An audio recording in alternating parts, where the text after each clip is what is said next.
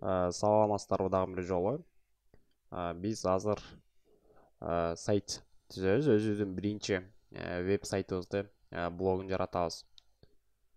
Анда эмесе биринчиден биз жаңы папка ачуулайлы. Бизде MyWeb деген папка бар. Бул жакта азыр менде кичине көбөйүп кетиптир. Бизде MyWeb деген папкабыз бар. Бирок мындан тышкары биз отдельный ошо бир папка ачышыбыз керек. Биз практика деп мен азыр убакыт кетирбеш үчүн ачып койдум. Практика деп папка ачып алдым. Практиканын ичинде Simple Page деп дагы папка ачабыз. Simple Page'де эми иштейбиз. Эми ошондой эле Breakfast өзүнүн программасын ачуулабыз дагы. Эми могул Simple Page'ди ушул жака орнотобуз. Уже бул жака түштү. Папканын ичиндебиз биз азыр. Эми жаңы страница ачабыз, билебиз. Новый страница индекс HTML ачылабыз, Так. index.html. Окей. Эми сразу эле сайттын скелетин түзөбүз. Сайттын скелетин түзүп алабыз. Doc type. HTML деп жазабыз. Эми кайрадан эле жаңы эме ачып алабыз, Кайрадан жазабыз HTML и сайттын скелетин түзүп алабыз. Бул жерден эми бизге кийинки код керек. Сейчас так, эми бизге кийинкибиз header. Так. Heads head'тен кийин бизде meta charset бар. Head'тин ичине биз meta charset деп жазышыбыз керек кодубуз. Meta charset UTF и 8. Иштетип алдык. Эми сайттын аты title сайттын аты мисалы жөнөкөй страница деп коеюн. Жөнөкөй страница и ошондой эле биз эми жөнөкөй страница ачып алдык. Эми биз бул жерде бизге body калып кетиптир, скелетке body.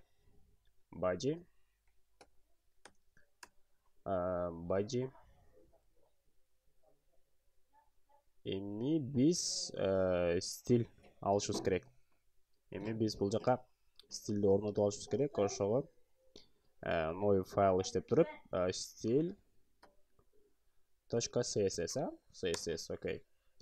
Эми биз бул индекске ошол стилибизди орнотуп алышыбыз керек. Ошого жаңы ачабыз.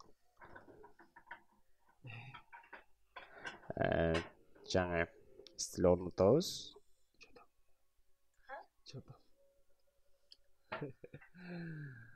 Жаңы стиль алабыз. Мисалы link менен rel style shed и href, жана href и могул стилибизди орнотобуз и иштетебиз. Эми бул жерде могул стилибизди өзүбүздүн азыр индекс HTML'га орнотуп алдык. Иштеш керек бул жерде автоматтык түрдө. Стилибиз бар бул жерде. Стилибизди орнотуп алдык. Эми мен стилди дагы бул жака бөлүп алайын. Азыр мен өзүмө удобный болуш үчүн же силерге да удобный болуш үчүн могул басып туруп бул вертикал кылабыз дагы. Могул стилди болсо right бул жака түшүрүп алабыз. Бул жака биз ошол стилди сразу эле автомат түрдө жазып кете беребиз. Түшүнгөн адамдар сразу эле неме болуп кетет. Эми биз эми diff'те могул жакта иштешибиз керек. Body. Эми биз жаңы div ачабыз.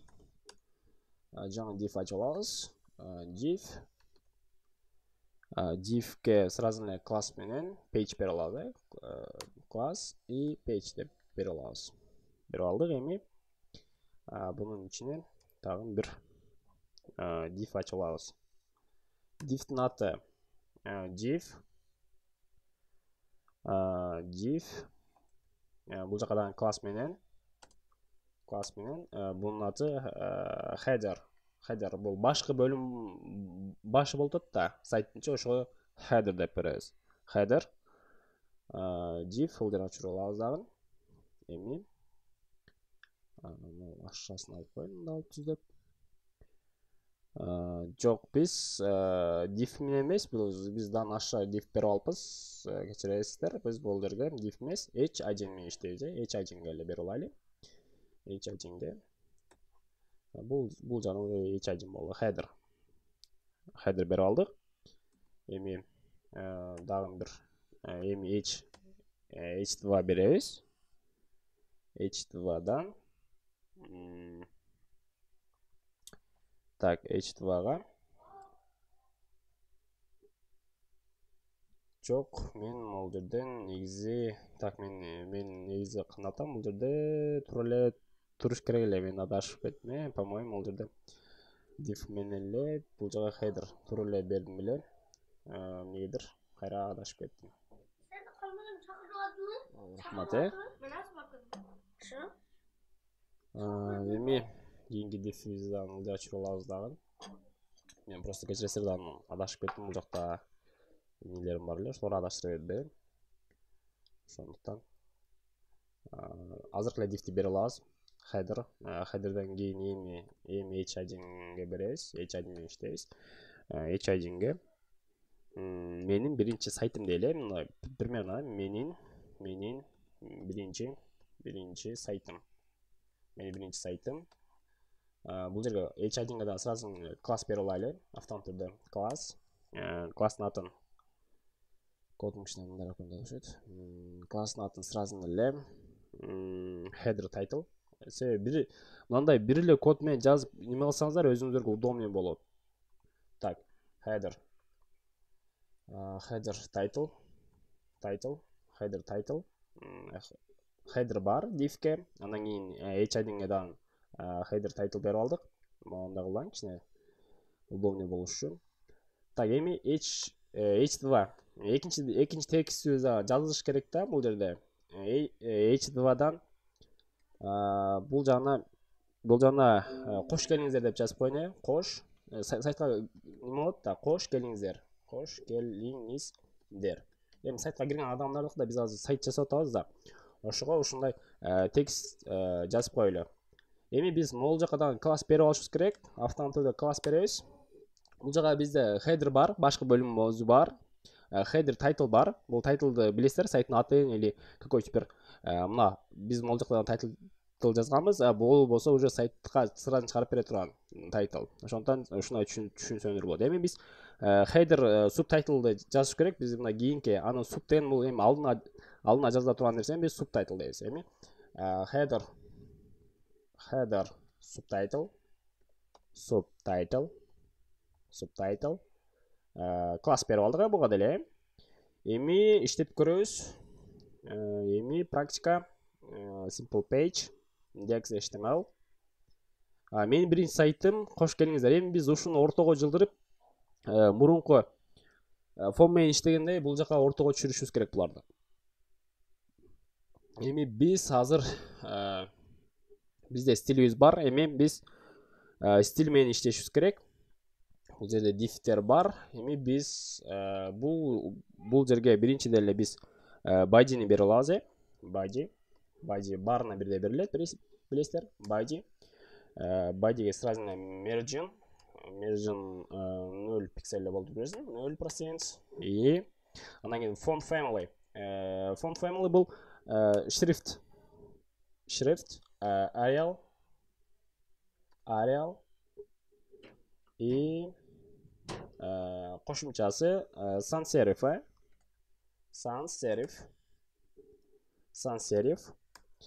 И андан кийинки font size. Бул font size бул шрифттин немеси, көлөмү. Font size 15 пиксель. Эгерде шрифттин биз неме кылабыз, общийсине берип атабыз. 15 пиксель болсун деп. 15 пиксель font size иштеди. Эми line тамга кичине өзгөрүлүп туруш керек. Line height'ке 1.55, 1.5. Эми иштетип көрөлүчү кичинекей бир өзгөрүү болуш керек. Вот уже шрифти өзгөрдү и мол шрифтин мол арасы дагы 1.5ке уже эме болду, кичине чоңойду. Эми color цветинан сразу эле берип алайын. Color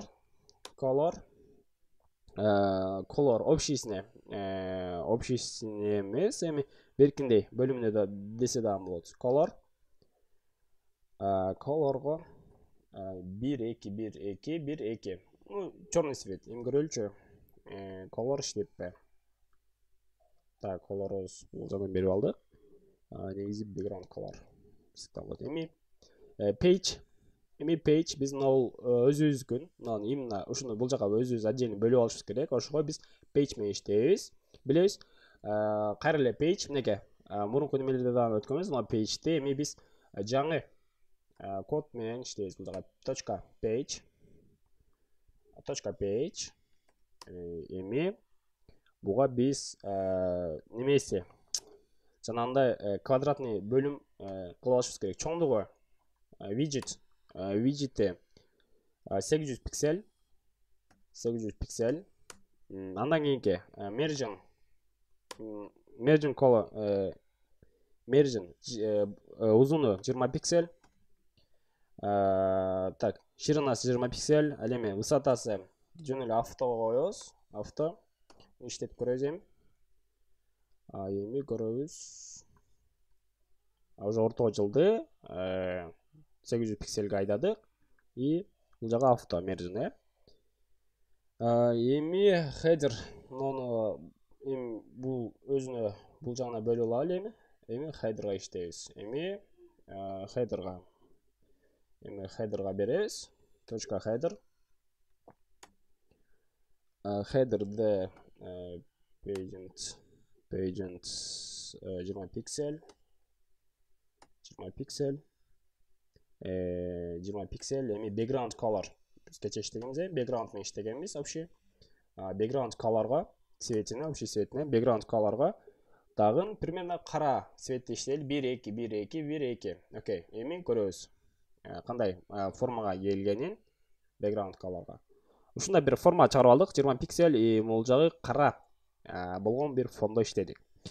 Эми header title, могул ичиндеги немеге иштешибиз керек, шрифттерге иштешибиз керек, билебиз баарыбыз. Мына header'дын өзүнө иштеп алдык азыр. Отдельный background page 20 пиксель, и background color карасына кара цветке боеп алдык. Эми биз header title'га дагы иштешибиз керек. Header title'га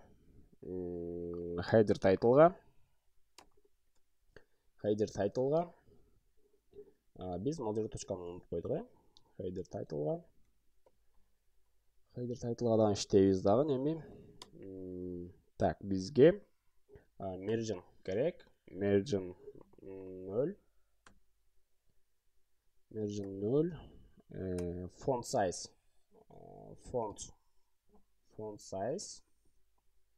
Шрифттин размери 24 пиксель. Эми 24 пиксель. Ал сиздерге могу ичине көрүнүктүүрөөк кылышымдан алайын. Font size. Эми font size берип алдык. Эми цветин беребиз, color. Белый цветке берели, color. Бизге көрүнсүн. Ошого FFF. Так, эми белыйга берип алдык цветти. Эми текшерип көрөбүз. Менин биринчи сайтым уже чыкты.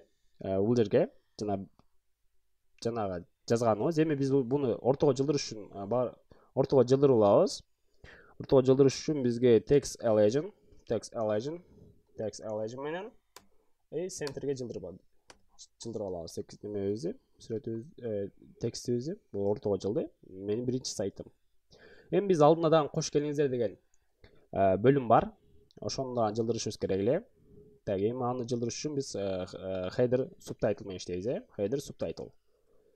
Copyright еттик эми точка header subtitle.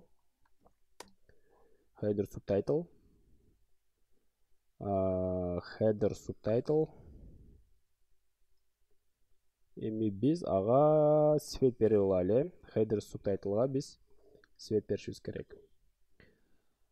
Свет бербей эле биринчиден бизде эле margin могул үстүнө кандай болсо, мынаны могу ичиндегини эле полный көчүрүп алайлычы.